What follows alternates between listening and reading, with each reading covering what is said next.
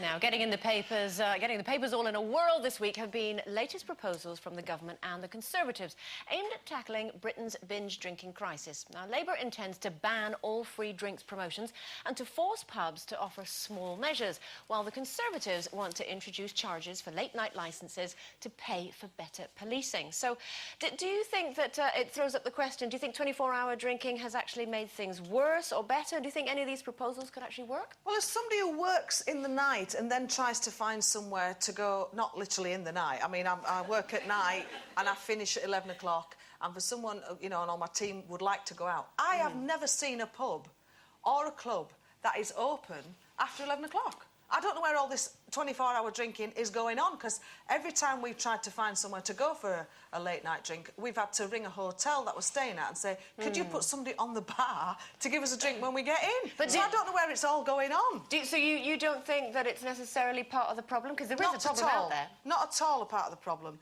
I don't think so, anyway. I don't see it. I only see it in the media. I don't really see it anywhere. What do you think the problem is, then? I just think there isn't a deterrent for... I mean, in another European country that I've frequented quite a lot, if you're drunk and disorderly on the street, the police come and they throw you in a cell and they hose you down with freezing cold water.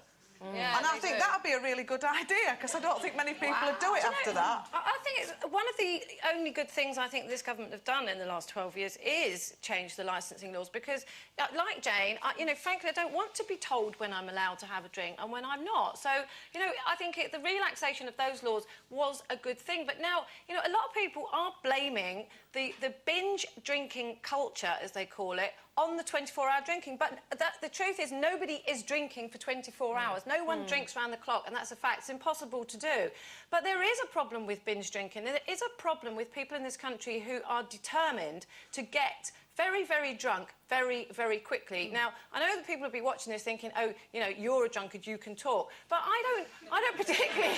I can talk, and I didn't drink last night. I don't particularly want to get drunk as quickly as possible. And the people that do, you know, I like to have a drink, but I like to take my time. And, you know, eventually, if I get drunk at the end of the evening, it's kind of the result. But, you know, then I stop. But people who binge drink are on a mission to get really drunk. And I think the problem is the strength of the alcohol in certain drinks. Like, if you go into a supermarket and look for low-alcohol wine, and I don't mean, you know, the real low-alcohol, no-alcohol wine, I just mean kind of 11, 12%, you can't find it anymore, because it's all 14.5%, and it makes a hell of a difference to how much alcohol you're taking in. And I think they should ban really high alcohol beer. Like, there's 9% beer out there. Like, who needs that unless you're, you know, a tramp who can only afford one can of it? You know what I mean? It's that kind of thing. There is cheap booze out there, and I don't think taxing booze is the right answer, because people who don't have much money then get penalised, and they do like to have a drink. I think the problem is the strength of the alcohol. Sherrie, can I just ask you, because obviously, you know, you and I come from very different generations. I can remember when I was a teenager, this problem was around then. This isn't a new thing. I don't necessarily know if the alcohol was stronger then or weaker then than it is now. Is this something that you saw when you was a teenager? I think the drinking culture is different now. Is it? Yes, I think everybody can afford drink now, and that goes to very, very cheap booze. And my brother has a bar restaurant in Conway, and he never opens later than 11 o'clock and absolutely refuses, and so do the other ones. When it first came in, I thought everybody went, oh, yes, let's open till 12. But they don't now, they don't. My brother never has, and it makes no difference. And he said, even when he tried it slightly an hour later, I think we're very governed in this country by everybody has lunch from 12 to 2:30, everybody goes out. I mean, old habits die hard. Yes, old habits. Yeah. And I do remember the pubs closing at, I think it was 10:30.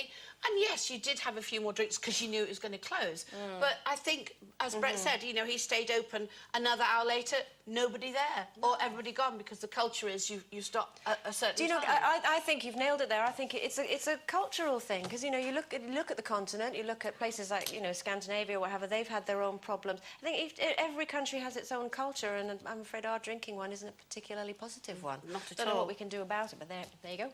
Time for one final break, but when we get back, we'll be joined